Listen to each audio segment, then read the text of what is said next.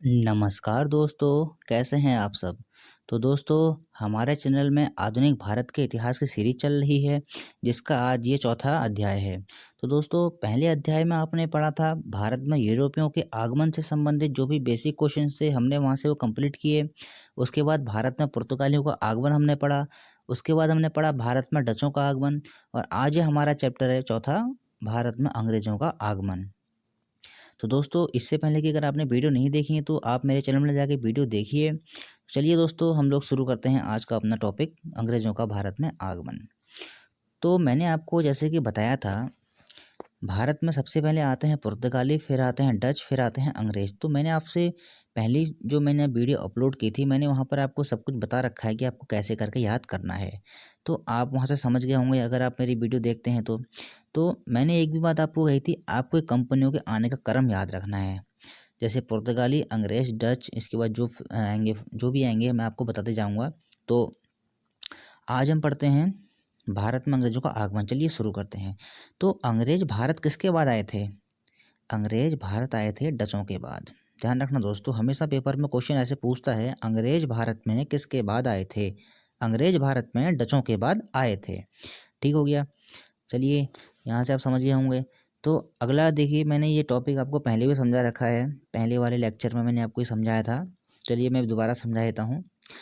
अंग्रेज़ भारत में आए तो डचों के बाद थे, लेकिन जो अंग्रेज़ ईस्ट इंडिया कंपनी की स्थापना हुई थी वो डचों से पहले हो गई थी। इस वाले क्वेश्चन में बहुत बार बच्चे एग्जाम में कंफ्यूज हो जाते हैं, इसलिए मैंने इसको दोबारा रिपीट किया हुआ है। ईस्ट इंडिया कंपनी की स्थापना डच ईस्ट इंडिया कंपनी से पहले हो चुकी थी। ठीक हो गया? चलिए अब हम बढ़ते हैं आगे। दोस्तों, साल 1599 ईस्वी में, साल 1599 ईस्वी में होता क्या है, लंदन में कुछ व्यापारी एक सभा का आयोजन करते हैं। कब? साल 1599 ईस्वी में। और वह कहते हैं कि हम भी क्यों ना एक कंपनी का गठन करें और कंपनी का गठन करके उसको भारत भेजें, पूर्वी देशों की ओर भेजें। सब लोग व्यापार कर रहे हैं, स्पेनिश व्यापार कर रहे हैं, डच व्यापार कर रहे हैं, पुर्तगाली व्यापार कर रहे हैं, हम क्यों पीछे रहें? हम क्यों पीछे रहें? हम भी व्यापार करेंगे वहाँ जाके। तो वो क्या करते हैं, साल 1599 ईस्वी में एक बैठक का आयोजन करते हैं और उस बैठक में होते हैं 217 सदस्य। याद रखेंगे दोस्तों, उस बैठक में होते हैं 217 सदस्य। ठीक हो गया? अब वो क्या करते हैं, उस समय होती है वहाँ की सम्राट जो होती हैं वो होती है महारानी एलिजाबेथ। इस समय होती हैं वहाँ महारानी एलिजाबेथ, वहाँ की होती हैं साम्राज्ञी। तो अब वो क्या करते हैं, महारानी एलिजाबेथ को भी वहाँ बुलाते हैं, उनसे भी कहते हैं, देखो महारानी जी, हम लोग पूर्वी देशों की ओर जाएंगे, भारत जाएंगे, वहाँ से बहुत सारा पैसा कमा के लाएंगे और मिलना किसको है, आपके ही देश को मिलना है। तो एलिजाबेथ भी उन सब की बातों में आ जाती हैं, वो भी सोचती हैं चलो ठीक है, एक कंपनी का गठन कर देते हैं और जितना ही पैसा आएगा हमारे देश में आएगा। तो ठीक हो गया, यहाँ से महारानी एलिजाबेथ मान जाती हैं। अब देखिए, 217 साझेदारों में महारानी एलिजाबेथ एक हिस्सेदार के रूप में होती हैं। महारानी, याद रखिएगा दोस्तों, महारानी एलिजाबेथ जो होती हैं वो एक हिस्सेदार के रूप में इस कंपनी में हिस्सा लेती हैं। और ऐसे क्वेश्चन बनता है कि जब ईस्ट इंडिया कंपनी की स्थापना हुई थी, अभी जब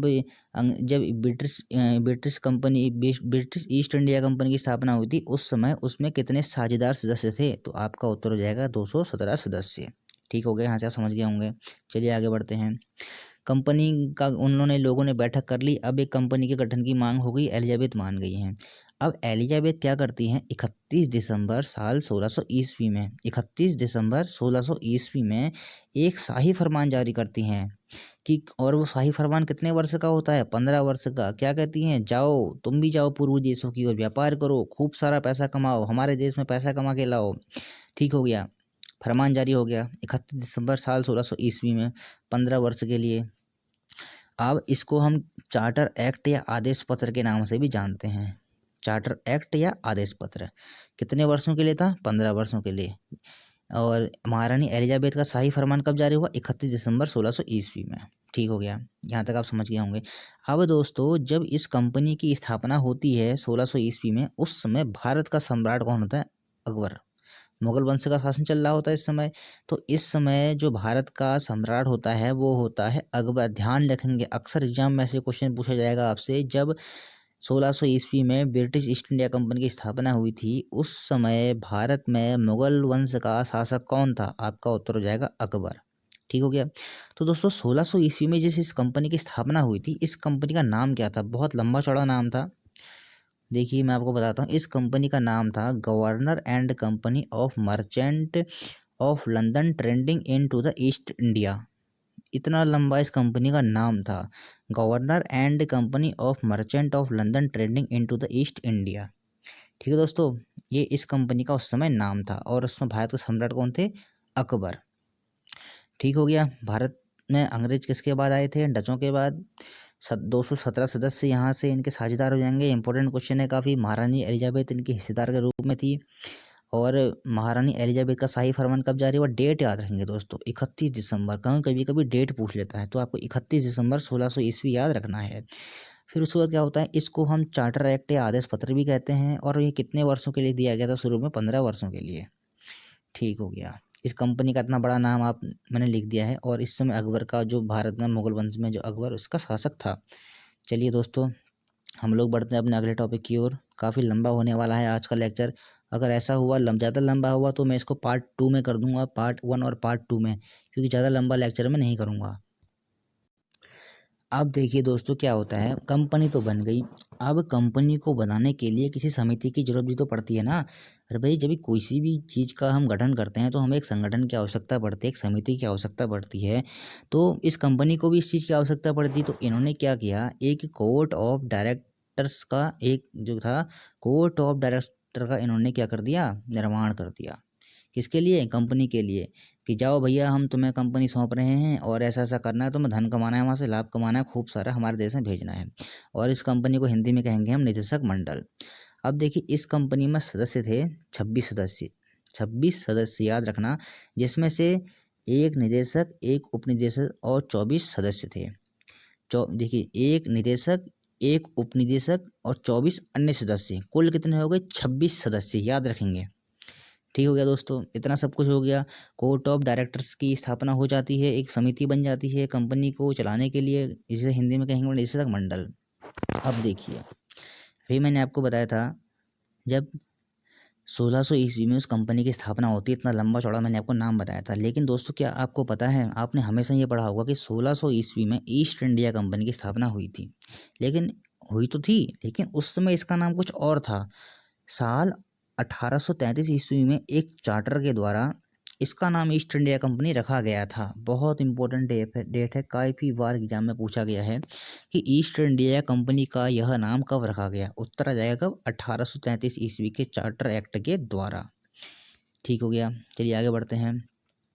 ठीक है, कंपनी की स्थापना हो जाती है, कोर्ट ऑफ डायरेक्टर का भी निर्माण हो चुका है, सदस्य सब इसमें अपने अपने स्थान पर आ गए हैं। किसको क्या करना है, किसको क्या करना है, सबको जिम्मेदारियां सौंप दी गई हैं।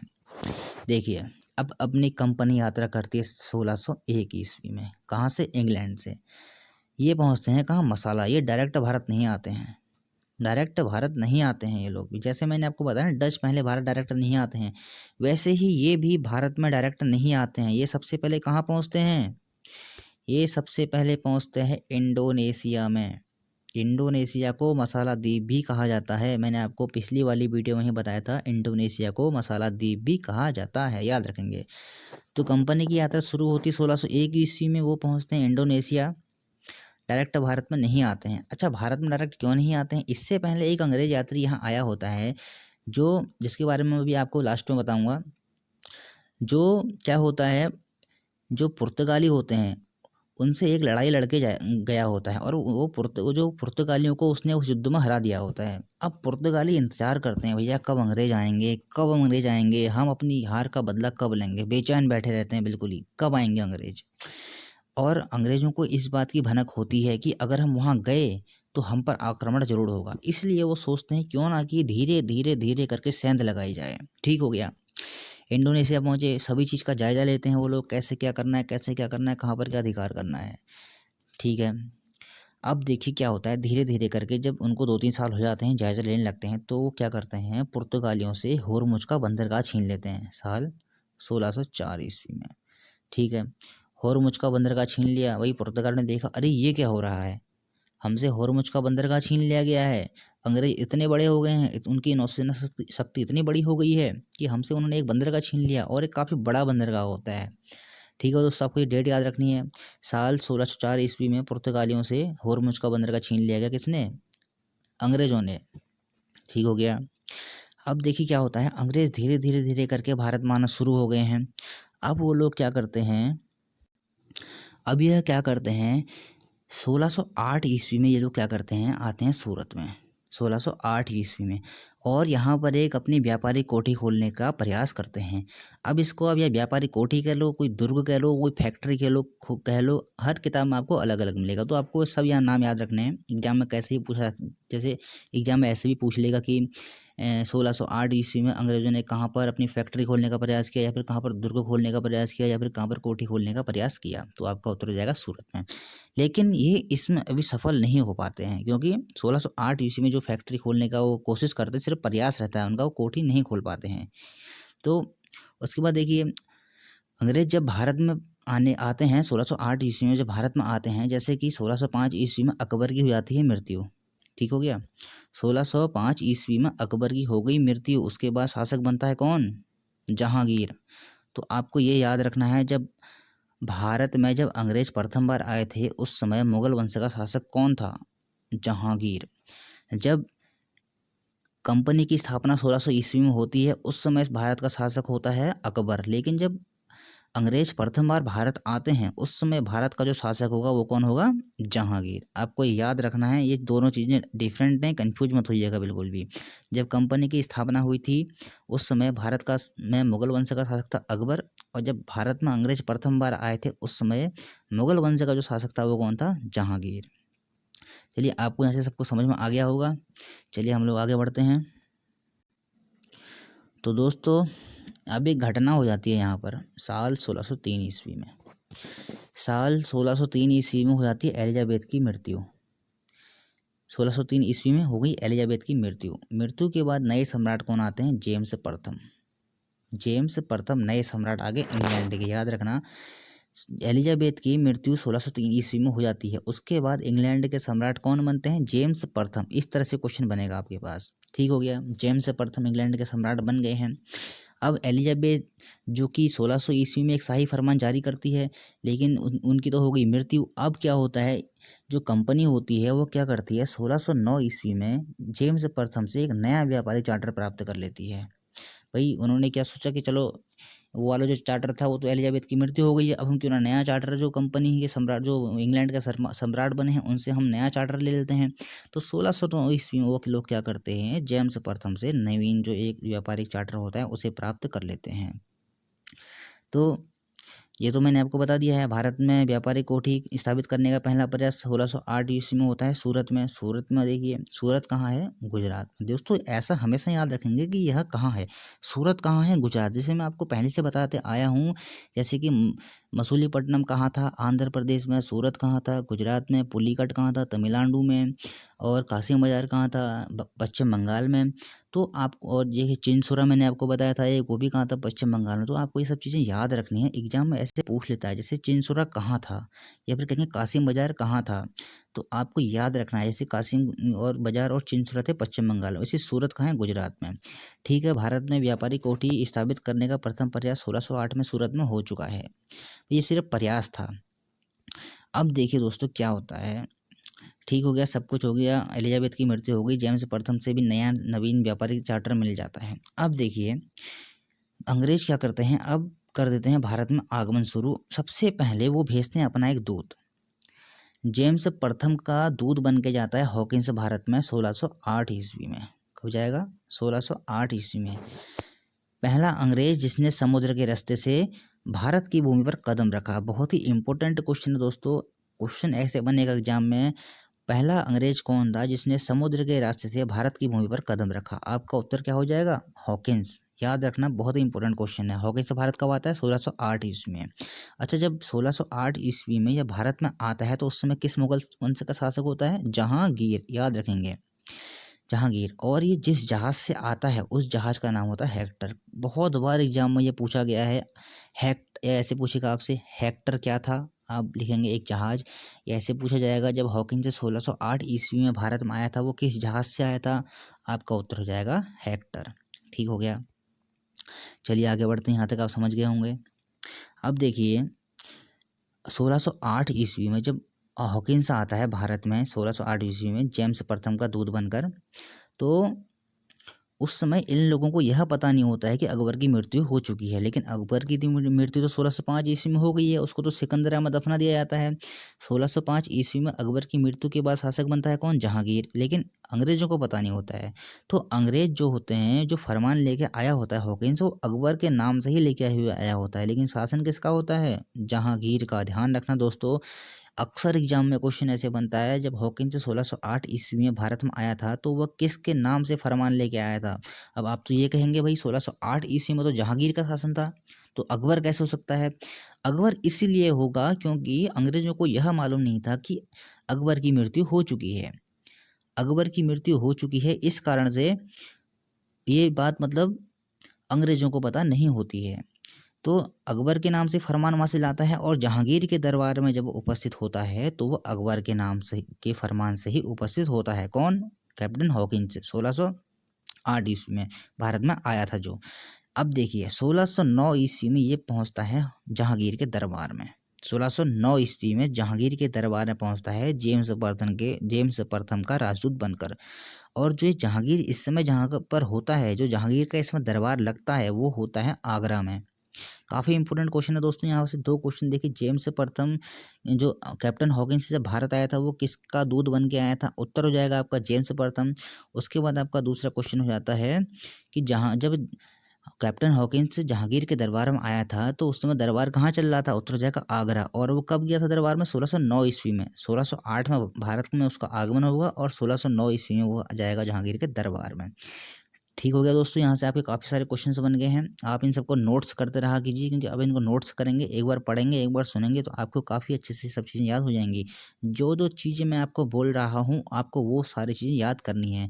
बार बार चीज़ें रिपीट करने में दोस्तों वीडियो भी लंबी हो जाती है, इसलिए आप थोड़ा सा इन चीज़ों को खुद नोट कर लिया कीजिए। मैं आपको अच्छे से समझा दिया करूँगा एक बार में, और आप समझ जाया कीजिए और उनको नोट कर लीजिए। तो 1608 ईस्वी में भारत में आ जाता है हॉकिंस। 1609 ईस्वी में जहांगीर के दरबार में होता है उपस्थित। दरबार कहाँ लगता है, आगरा। जहाज का नाम क्या था, हेक्टर। चलिए बढ़ते हैं हम आगे। अच्छा दोस्तों, जो जहांगीर के दरबार में या फिर कहें कि भारत में जब हॉकिंस को भेजा जाता है, तो सिर्फ हॉकिंस को ही क्यों चुना जाता है इस काम के लिए कि हॉकिंस ही जाएगा वहाँ। इसीलिए चुना जाता है क्योंकि हॉकिंस फारसी और तुर्की भाषा का ज्ञाता होता है। इसे दोनों भाषाओं का ज्ञान होता है। इस कारण से हॉकिंस को जहांगीर के दरबार में भेजा जाता है, और यह मुगल दरबार में फारसी भाषा का प्रयोग करता है। अक्सर एग्जाम में ऐसे क्वेश्चन बनता है दोस्तों, जब हॉकिंस भारत में आया था तो उसने जहांगीर के दरबार में कौन सी भाषा का प्रयोग किया था, आपका उत्तर क्या हो जाएगा, फारसी। ध्यान रखिएगा, नोट कर लीजिएगा। और इसको जहांगीर ने इसको उस समय जब ये आया था 400 मनसब प्रदान किए थे। अच्छा, मनसब क्या होते हैं, मनसब होता है एक इज्जत या फिर कहें एक औकात। जैसे मतलब इज्जत हम कहेंगे, ये हम कहते हैं ना 2 कौड़ी का आदमी है, तो ये ऐसे होगा 400 मनसब मतलब बहुत अच्छा आदमी है। 200 मनसब उससे कम अच्छा आदमी, 100 मनसब उससे कम आदमी, मतलब जिसका समाज में जैसा मतलब जिसका जितना प्रभुत्व होगा ना, उसको उतना ही ज़्यादा मनसब से तोला जाएगा। तो मनसब का मतलब आप समझ गए होंगे। तो हॉकिंस को जहांगीर ने 400 मनसब का क्या दिया था, जो उसको जो भी पद था वो दिया था, या फिर उपाधि थी, जो भी है आप कह सकते हैं। अब देखिए जहांगीर ने इसको एक उपाधि दी थी, काफ़ी इंपॉर्टेंट है, और एक बहुत कम आपने पढ़ा होगा, काफ़ी कम किताबों में मिलता भी है ये। जहांगीर ने इसको एक उपाधि दी थी, उस उपाधि का नाम था इंग्लिश खां। किसको दी थी, कैप्टन हॉकिंस को। जहांगीर ने कैप्टन हॉकिंस को कौन सी उपाधि दी, इंग्लिश खां। देखिए दोस्तों, मैं हर क्वेश्चन को, हर जब भी टॉपिक पढ़ाता हूँ आपको, उसको मैं आपको एक बार क्वेश्चन की तरह जरूर रिपीट करता हूँ। तो जब मैं उसको क्वेश्चन की तरह रिपीट कर रहा हूँ, आप उसको नोट कर लिया कीजिए। जहांगीर ने कैप्टन हॉकिंस को कौन सी उपाधि दी थी, इंग्लिश खां की। ठीक हो गया। अब जब ये भारत में आ जाता है तो अब ये तो कुछ ना कुछ लेने आया होता है ना। अरे भैया, जब वो वहाँ आ रहा है भारत में, किसी उद्देश्य से आ रहा है, खाली तो आएगा नहीं घूमने के लिए, किसी उद्देश्य से कंपनी ने उसको भेजा होता है मुगल दरबार में। तो हॉकिंस जब आता है और देखिए दोस्तों एक बात और बता दूं, हॉकिंस जब भारत में आता है तो सबसे पहले वो उतरता है कहाँ पर, सूरत में, ध्यान रखिएगा। 1608 ईस्वी में जब वो हॉकिंस भारत में आता है तो उसका जहाज कहाँ पर रुकता है, सूरत में। मैंने ये लिखा नहीं है लेकिन आप नोट कर लीजिए। 1608 ईस्वी में जब हॉकिंस भारत में प्रवेश करता है तो हेक्टर नामक जहाज से, तो वह कहाँ पर आता है, सबसे पहले सूरत के बंदरगाह में। ठीक हो गया, ठीक हो गया। अभी क्या करते हैं, हॉकिंस जो है वो सूरत में फैक्ट्री खोलने की अनुमति मांगता है। तो अनुमति मांगी, अनुमति दे भी दी जाती है। प्रारंभ में जहांगीर हॉकिंस को जो अनुमति लेके आया होता है, अनुमति दे दी जाती है, लेकिन अभी क्या होता है, भारत में पुर्तगाली हैं, पुर्तगालियों का शासन चल रहा था। अभी पुर्तगाली व्यापार कर रहे थे अपनी कहीं ना कहीं से, धीरे धीरे करके उनका भी राज चल रहा था अभी। और पुर्तगालियों से तो अंग्रेज़ों की वैसे भी चिढ़ थी, क्योंकि पुर्तगाली अंग्रेज़ों से एक बार युद्ध में हार चुके थे। अब क्या होता है, पुर्तगाली कर देते हैं हस्तक्षेप, कहते हैं भैया नहीं, ये नहीं हो सकता, आप भारत में व्यापार नहीं कर सकते, आप वापस जाइए। और बिल्कुल हॉकिंस जो आया होता है दरबार में, और जो जहांगीर होता है उसको भी बिल्कुल धमकी दे देते हैं, नहीं भैया अभी तुम नहीं कर सकते, ऐसा बिल्कुल भी नहीं कर सकते। तो जहांगीर मजबूरवश जो उसने अनुमति दी होती है उसको कर लेता है वापस। ठीक हो गया, अब वापस कर लिया, अंग्रेज शांत बैठ जाएंगे आपको लगता है? अंग्रेज शांत नहीं बैठेंगे, अंग्रेज शांति बिल्कुल नहीं बैठ सकते। इसी कारण क्या होता है, 1611 ईस्वी में होता है स्वाली का युद्ध। स्वाली का युद्ध कब हुआ था, 1611 ईस्वी में। किसके बीच होता है, अंग्रेजों और पुर्तगालियों के बीच में। काफ़ी इंपॉर्टेंट क्वेश्चन है दोस्तों, नोट कर लीजिए। स्वाली का युद्ध 1611 ईस्वी में अंग्रेज व पुर्तगालियों के बीच हुआ था। अंग्रेजी सेना का इसमें नेतृत्व कौन करता है, कैप्टन मिडल्टन। बहुत इंपॉर्टेंट क्वेश्चन है। स्वाली के युद्ध में 1611 ईस्वी में किसने नेतृत्व किया था, कैप्टन मिडल्टन ने। किसका, अंग्रेजों का। ठीक हो गया, युद्ध हो गया भाई, युद्ध तो होना ही था, एक ना एक दिन तो युद्ध होगा ही ना, बिना युद्ध किए तो काम चल ही नहीं सकता है। जब एक जगह कोई व्यापार कर रहा है और दूसरा वहां करने के लिए आ रहा है तो युद्ध होना तो निश्चय ही है, ये जान लीजिए आप। ठीक हो गया। अब देखिए दोस्तों क्या होता है, युद्ध हो गया, अंग्रेजों ने पुर्तगालियों को बहुत बुरी तरह से इस युद्ध में हरा दिया 1611 ईस्वी में। किस युद्ध में, स्वाली के युद्ध में 1611 ईस्वी में अंग्रेजों ने पुर्तगालियों को काफ़ी बुरी तरीके से हरा दिया। और क्या होता है, इस हारने के बाद अंग्रेज अपना अधिकार जमाने लगते हैं भारत में। 1611 ईस्वी में 1611 ईस्वी में मसूलीपट्टनम में क्या करते हैं, वो अपनी एक फैक्ट्री स्थापित कर लेते हैं। भाई जब उन्होंने युद्ध में उनको पुर्तगालियों को हरा दिया है, अब वो क्यों पीछे हटेंगे। उन्होंने क्या किया, मसूलीपट्टनम में 1611 ईस्वी में अपनी फैक्ट्री स्थापित कर ली। मसूलीपट्टनम दोस्तों कहाँ है, आंध्र प्रदेश में, ध्यान रखिएगा। अब देखिए उसके बाद क्या करते हैं, 1613 ईस्वी में सूरत में अपनी फैक्ट्री स्थापित करते हैं।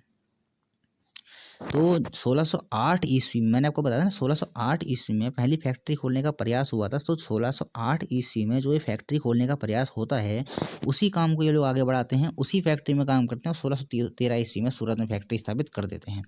तो दोस्तों कभी कभी क्वेश्चन ऐसे ही बनता है, अंग्रेजों ने पूर्वी क्षेत्र में अपनी पहली फैक्ट्री कहाँ खोली थी, मसूलीपट्टनम में, और पश्चिमी क्षेत्र में कहाँ खोली थी, सूरत में। ध्यान रखिएगा, पश्चिमी क्षेत्र में सबसे पहले अपनी फैक्ट्री खोलेंगे 1600 कब, 13 ईस्वी में, या फिर 1608 ईस्वी भी आपके ऑप्शन में आ सकता है, क्योंकि 1608 ईस्वी में वो पहली कोठी खोलने का प्रयास करते हैं। और जो पूर्वी क्षेत्र में जो पहली फैक्ट्री खोलने का प्रयास उनका होता है, या मतलब पहली फैक्ट्री वो लोग खोल लेते हैं, वो कहाँ खोलते हैं, मसूलीपट्टनम में। कब खोलेंगे, 1611 ईस्वी में। और इसमें मुगल शासक कौन होता है, जहांगीरी होता है। जहांगीरी इन सब चीज़ों के लिए उसको आज्ञा देता है, भाई जाओ करो, अगर तुम करना चाह रहे हो, तुम्हारी बस की है तो कर लो। ठीक है भाई, अंग्रेजों ने कहा ठीक है हमारी बस की है, हम लोग कर लेते हैं। 1611 ईस्वी में उन्होंने मसूलीपट्टनम में फैक्ट्री स्थापित कर ली। 1613 ईस्वी में सूरत में फैक्ट्री स्थापित कर ली। जो 1608 ईस्वी में उन्होंने सूरत में जो फैक्ट्री खोलने का पहला प्रयास किया था, उसी में उन्होंने काम करके 1613 ईस्वी में उसको पूरा कर दिया। ठीक हो गया दोस्तों, यहाँ से आप सब समझ गए होंगे। चलिए आगे बढ़ते हैं। तो 1608 ईस्वी में आया था कैप्टन हॉकिंस। अब वो तो भारत से कुछ खास चीज़ें ले जाने में या फिर खास अनुमति ले जाने में असफल रहता है। अब क्या होता है, फिर से एक यात्री आता है 1615 ईस्वी में। 1615 ईस्वी में एक यात्री और आता है, उसका नाम होता है sir Thomas Roe. Sir Thomas Roe कब आएगा, 1615 ईस्वी में, और यह मुगल दरबार में रहता है 1611 ईस्वी तक। और यह भी किसका राजदूत बन के आता है, जेम्स प्रथम का। याद रखिएगा, सर टॉमस रो और कैप्टन हॉकिंस दोनों जेम्स प्रथम के राजदूत बन के मुगल दरबार में उपस्थित हुए थे।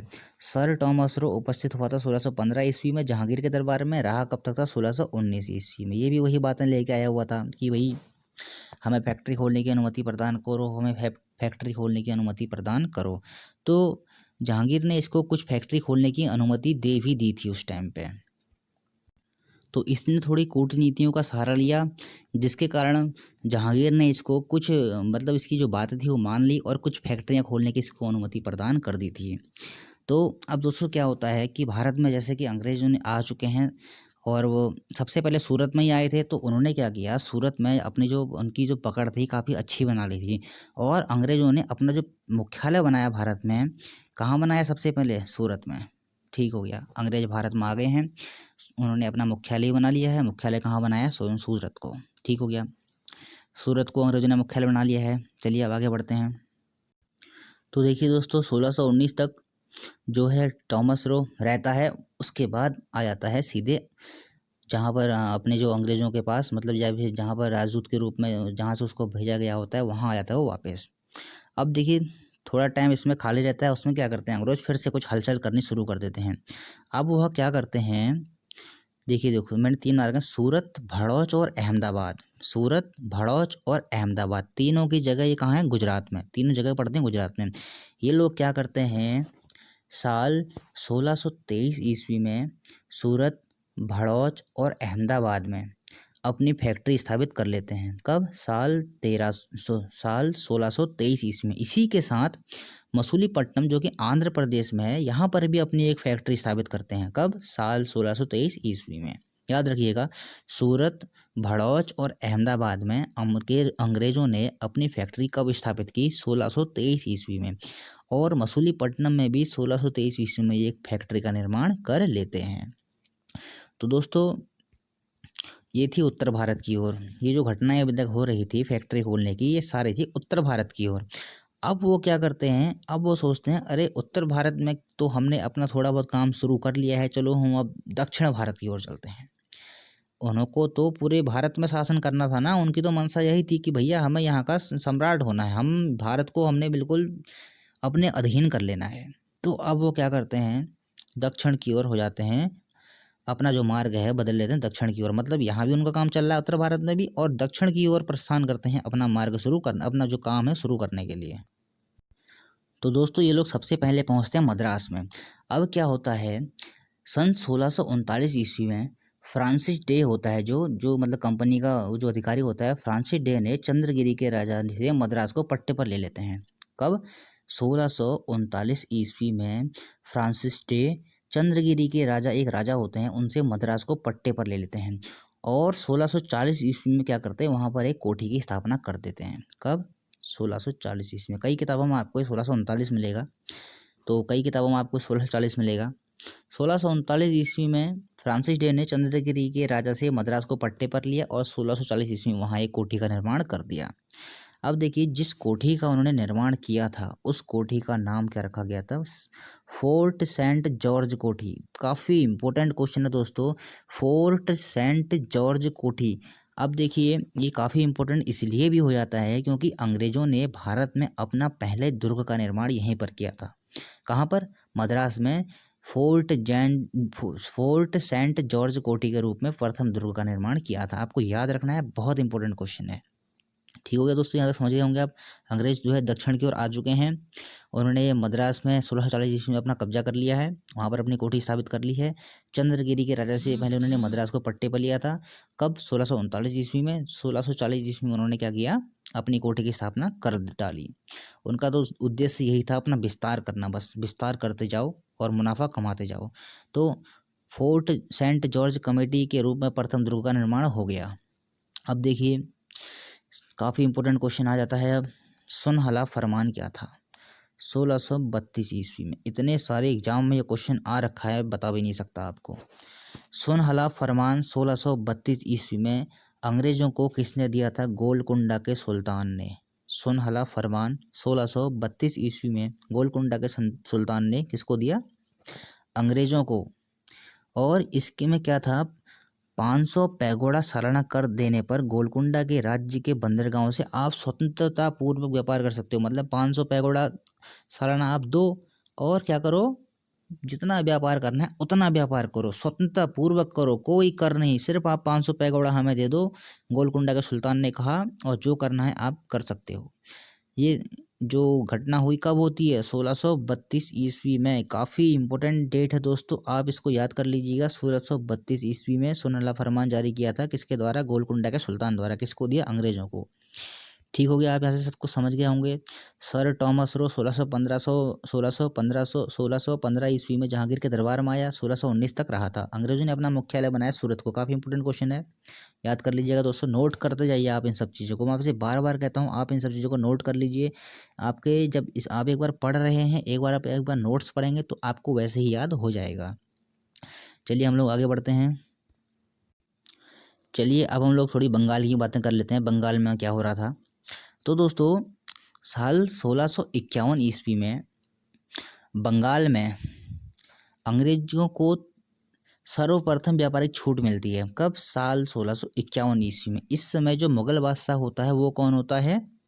औरंगजेब। मुगल बादशाह जो औरंगजेब होता है वो हमेशा ही अंग्रेजों के समर्थन में रहा था और अंग्रेजों की हमेशा उसने सहायता की थी। किस चीज़ में? भारत में कोठियाँ बनाने में, भारत में अंग्रेजों के आने में। मतलब अंग्रेजों का औरंगजेब से काफ़ी अच्छा संबंध था और वह तो यह चाहता था कि अंग्रेज भारत में आएँ और अपनी कोठियों का निर्माण करें। और जो इस समय बंगाल में जो सूबेदार होता है वह कौन होता है? शाह शुजा। याद रखिएगा दोस्तों, बंगाल में अंग्रेजों को सर्वप्रथम व्यापारिक छूट मिलती है 1651 ईस्वी में। उस समय वहाँ का सूबेदार कौन था? शाह शुजा। और उस समय मुगल वंश का जो शासक था वह कौन था? औरंगजेब। ठीक हो गया दोस्तों, इतना आप समझ गए होंगे। तो जो ये 1651 ईस्वी में अंग्रेजों को जो ये व्यापारिक छूट मिलती है वो किस कारण से मिलती है? तो इस समय एक जो सूबेदार शाह शुजा होता है उसके साथ एक दरबारी चिकित्सक होता है, उसका नाम होता है गैब्रियन बार्टन। गैब्रियन बार्टन एक जो होता है चिकित्सक होता है, जिसके कारण ही अंग्रेजों को 1651 ईस्वी में बंगाल में सर्वप्रथम व्यापार करने की छूट मिल पाती है। मुख्य आदमी कौन था जो इसमें भूमिका रही थी छूट दिलाने में? वो था गैब्रियन बार्टन। और इस समय सूबेदार कौन था? शाह शुजा। मुगल वंश का शासक कौन था? औरंगजेब। दोस्तों आपको ये सब चीज़ें थोड़ी कंफ्यूज करती हैं, लेकिन आप अगर इनको 2-3 बार पढ़ेंगे आपको बहुत ही अच्छे से आपको ये सब याद हो जाएगा। चलिए दोस्तों आगे बताता हूँ मैं आपको क्या हुआ था। तो जब इन्होंने सर्वप्रथम व्यापार की छूट प्राप्त कर ली तो इसमें यह तय हुआ कि भैया तुम हमको 3,000 रुपये वार्षिक कर दो। जो बंगाल में जो शासक थे या फिर शाहसुजा जात हो, उसने क्या कहा, भाई तुम हमें 3,000 रुपये वार्षिक कर दो और तुम बंगाल बिहार और उड़ीसा में मुफ्त व्यापार करो, आपको कोई भी कर देने की ज़रूरत नहीं है। 3,000 रुपये वार्षिक कर में आप बंगाल बिहार और उड़ीसा में मुक्त व्यापार करो। भाई कोई पैसा नहीं देना है आपको, आपको जितना व्यापार करना है उतना व्यापार करो, हमें आप 3,000 रुपये वार्षिक कर दे दो। ठीक हो गया। बंगाल बिहार और उड़ीसा याद रखेंगे दोस्तों। बंगाल में अंग्रेजों को सर्वप्रथम व्यापारिक छूट 1651 ईस्वी में मिली थी और उन्हें कहाँ कहाँ व्यापार किया था, शुरू किया था अपना? बंगाल बिहार और उड़ीसा में। चलिए आगे बढ़ते हैं। अब देखिए निशान क्या था, काफ़ी इंपॉर्टेंट क्वेश्चन है, काफ़ी बार एग्जाम में आता है, आपको याद रखना है। निशान क्या था? 1656 ईस्वी में एक घटना घटती है जिसमें बिना किसी बाधा के अंग्रेज़ों को व्यापार करने की अनुमति मिल जाती है 1656 ईस्वी में। ये भी बंगाल की घटना है, बंगाल में ही होता है ये सब। 1656 ईस्वी में वो ऐसे एग्जाम आपसे पूछा जाता है, अंग्रेज़ों को मुग़ल काल या फिर मुग़ल शासकों से निशान या फिर जो ऐसा भी कह सकता है निशान के रूप में जो व्यापार करने की छूट कब मिली थी, या फिर निशान क्या था, ऐसा भी आ सकता है, ऐसा ही पूछ सकता है आपसे। मतलब कई तरीके से भाई आपको क्वेश्चन पूछ सकता है एग्जाम में, आपको हर चीज़ के लिए तैयार रहना है। तो अंग्रेज़ों को मुग़ल बादशाहों से निशान कब मिला था? 1656 ईस्वी में। निशान क्या था? बिना किसी बाधा के अंग्रेज़ों को व्यापार करने की छूट इसमें दी गई थी। कब मिला? 1656 ईस्वी में। ठीक हो गया। अब देखिए, अब आते हैं थोड़ा हम चार्ल्स द्वितीय की ओर। इस समय जो इंग्लैंड के सम्राट थे वो कौन थे? जब ये सारी घटनाएं हो रही थी इस समय इंग्लैंड के सम्राट कौन थे? वो थे चार्ल्स द्वितीय। अच्छा, एक बात मैं पहले आपको और बता दूं, जो ये मैं निशान जो जब अंग्रेजों को प्राप्त हुआ था व्यापारिक छूट, तो इस समय भी शाह सुजा यहाँ का शासक था। कौन था? शाह सुजा। ऐसे कई बार आपसे क्वेश्चन पूछ लेता है एग्जाम में, जब 1656 ईस्वी, या फिर ऐसे पूछेगा 1656 ईस्वी में अंग्रेजों को निशान किसने प्राप्त, जो निशान जो किसने दिया था, आपका उत्तर हो जाएगा शाह सुजा ने।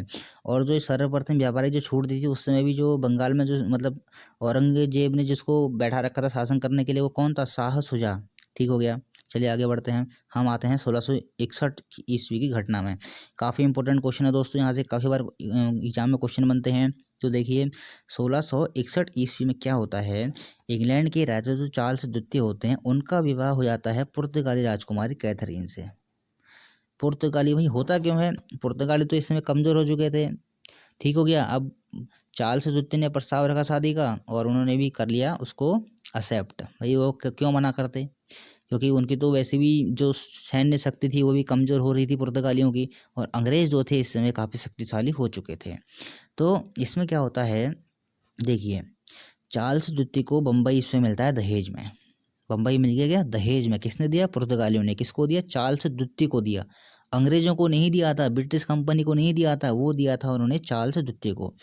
अब देखिए चार्ल्स द्वितीय क्या करते हैं, चार्ल्स द्वितीय ने क्या किया, 1668 ईस्वी में 10 पौंड वार्षिक कर पर उन्होंने ईस्ट इंडिया कंपनी को इसको दे दिया किराए में। भैया तुम लो 10 पौंड वार्षिक जो बनता है मेरा वो मुझे दे दो, तुम्हें जितना इससे पैसा कमाना है कमाओ, जो करना है खाओ। बहुत बड़ा क्षेत्र था बम्बई का जो ईस्ट इंडिया कंपनी को 1668 ईस्वी में चार्ल्स द्वितीय के द्वारा 10 पौंड वार्षिक किराए पर उपलब्ध करा दिया गया।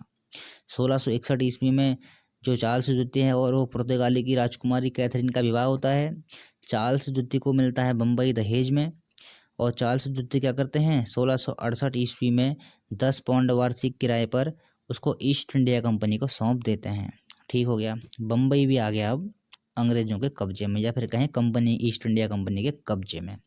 चलिए बढ़ते हैं आगे की कहानी की ओर। तो बम्बई तो अंग्रेजों को मिल गया है। अब देखिए कंपनी ने क्या किया, जैसे जो 1668 ईस्वी में चार्ल्स द्वितीय ने जो अपना जो बम्बई था उसको दे दिया था कंपनी को, ईस्ट इंडिया कंपनी को। तो ईस्ट इंडिया कंपनी क्या करती है 1669 में इस जो बम्बई होती है उसको एक व्यक्ति को सौंप देती है, गेराल्ड आंगियार को। याद रखिए काफ़ी इंपॉर्टेंट क्वेश्चन है। 1669 में ईस्ट इंडिया कंपनी ने बम्बई को किसको सौंपा? गेराल्ड आंगियार को। इसको सौंपने का क्या कारण था? कंपनी ने कहा भैया तुम रखो बम्बई और इसको ऐसा बना दो बिल्कुल खूबसूरत सा एकदम महल जैसा, मतलब इसको बना दो। इसमें क्या किया गेराल्ड आंगियार ने, इसको काफ़ी खूबसूरत शहर में इसको बदल दिया। वहाँ काफ़ी सारी फैक्ट्रियाँ खोली गई, नए नए मकान बनाए गए, काफ़ी सारी कोठियाँ खोली गई, दुर्ग बनाए गए। ठीक हो गया, मिल गया। अब देखिए दोस्तों अक्सर, और बम्बई शहर की जो स्थापना की है वो भी किसने की? गेराल्ड आंगियार ने। कई बार एग्जाम में क्वेश्चन बनता है बम्बई की स्थापना किसने की? बम्बई की स्थापना गेराल्ड आंगियार ने की थी, और इसने 1677 ईस्वी तक बम्बई की स्थापना का जो कार्य था वो पूर्ण हो चुका था। ठीक हो गया, इतना आप समझ गए होंगे। आगे बढ़ते हैं। 1687 ईस्वी में क्या हुआ था? 1687 ईस्वी में होता क्या है दोस्तों, जैसे कि मैंने आपको बताया गेराल्ड आंगियार ने बम्बई को बना दिया बहुत खूबसूरत। अब खूबसूरत चीज़ तो हर किसी को भाती है। ईस्ट इंडिया कंपनी का जो मुख्यालय पहले सूरत होता है, 1687 ईस्वी में वो आता है कहाँ? बम्बई में। ईस्ट इंडिया कंपनी का मुख्यालय कहाँ था पहले? सूरत। वह कहाँ आ गया? बम्बई में। तो बम्बई बहुत ही विकसित हो चुका था। अंग्रेजों ने सोचा क्यों नहीं, चलो भैया हम सूरत छोड़ कर बम्बई चलते हैं। अब वो आ गए बम्बई में। उनका मुख्यालय कहाँ आ गया? बम्बई में। काफ़ी इंपॉर्टेंट डेट है, याद रखिएगा। 1687 ईस्वी में ईस्ट इंडिया कंपनी का मुख्यालय कहाँ गया था? बम्बई में। ठीक हो गया। अब देखिए दोस्तों इस बीच में कुछ फरमान जारी होते हैं मुगल शासकों के द्वारा। वो फरमान क्या होते हैं वो भी मैं आपको बताता हूँ। 1672 ईस्वी में शाइस्ता खां का एक फरमान जारी होता है। इस फरमान में क्या था? कंपनी को कर अदा करने से मुक्ति तो अक्सर एग्जाम में ऐसे छोटे छोटे क्वेश्चन बनते हैं, इसलिए मैं आपको सारी चीज़ें लेके चल रहा हूँ, कुछ छोड़ नहीं रहा हूँ। तो 1672 ईस्वी में शाइस्ता खान ने एक फरमान जारी किया जिसमें कंपनी को कर अदा करने से मुक्ति दे दी। ठीक हो गया। ऐसा ही 1680 ईस्वी में औरंगजेब ने क्या किया, एक फरमान जारी किया। इसमें उसने क्या कहा, देखो मैंने आपको पहले बताया था ना, अंग्रेजों के समर्थन में तो औरंगजेब हमेशा से रहा था। वो तो चाहता था कि मतलब भारत में अंग्रेज आएँ, यहाँ कोठी खोलें, अपना व्यापार चलाएं। तो उसने क्या किया, 1680 ईस्वी में एक फरमान जारी किया। उसने कहा कि चुंगी के लिए, जो टैक्स के लिए कंपनी के व्यापारियों को तंग मत किया करो भैया, उनको जाने दो वैसे ही। लेकिन चालाक बहुत था, उसने क्या कहा, 2% चुंगी तो लिया करो। एक तरफ से तो कह रहा है तुमको परेशान मत करो, एक तरफ से कह रहा है 2% चुंगी लिया करो, साथ में 1.5% जजिया कर भी लिया करो। देखिए ये होती है कूटनीति, मतलब उससे कह भी दिया कि भाई इसको परेशान मत करो, साथ में मतलब व्यापारियों को तंग ना करो। अपने कर्मचारियों से ये भी कह रहा है, लो 2% चुंगी लो और 1.5% जजिया कर लो। ठीक हो गया। अब देखिए दोस्तों, कंपनी पर इन्होंने जजिया कर भी लगाया था। काफ़ी इंपॉर्टेंट क्वेश्चन है, अक्सर एग्जाम पूछा जाता है। ईस्ट इंडिया कंपनी पर जजिया कर कब लगाया था, 1680 ईस्वी में, आपको याद रखना है ये। और एक यहाँ पर से क्वेश्चन मैंने लिख रखा है, देखिए 1686 ईस्वी में इन्होंने हुगली को भी लूटा था। 1686 ईस्वी में इन्होंने क्या किया दोस्तों, हुगली को भी लूट लिया था। लेकिन हुगली को लूटने के बाद ये वहाँ से भाग गए थे। और भगाया किसने था, औरंगजेब ने ही। मैंने आपसे कहा था ना, औरंगजेब इनके साथ भी था, लेकिन अपना तो फ़ायदा वो भी नहीं छोड़ता था। 1686 ईस्वी में अंग्रेज़ों ने हुगली को लूटा, लेकिन औरंगजेब की सेना ने वहाँ से इनको मार भगाया। तो दोस्तों आज की वीडियो काफ़ी लंबी हो रही है, मैं सोच रहा हूँ कि इसका एक दूसरा पार्ट बनाऊँ। दूसरे पार्ट में जो इसके जो आगे का जो आपका कोर्स रह गया है, अगले जो उसमें उसको कंप्लीट कराऊँ। तो आज का जो हमारा पार्ट फर्स्ट है वो कंप्लीट हो गया है। पार्ट सेकंड में आपका पूरा जो है भारत में अंग्रेज़ों का आगमन है वो कंप्लीट हो जाएगा। सारे क्वेश्चन आपके यहाँ से कंप्लीट हो जाएंगे। तो दोस्तों बने रहिए मेरे साथ।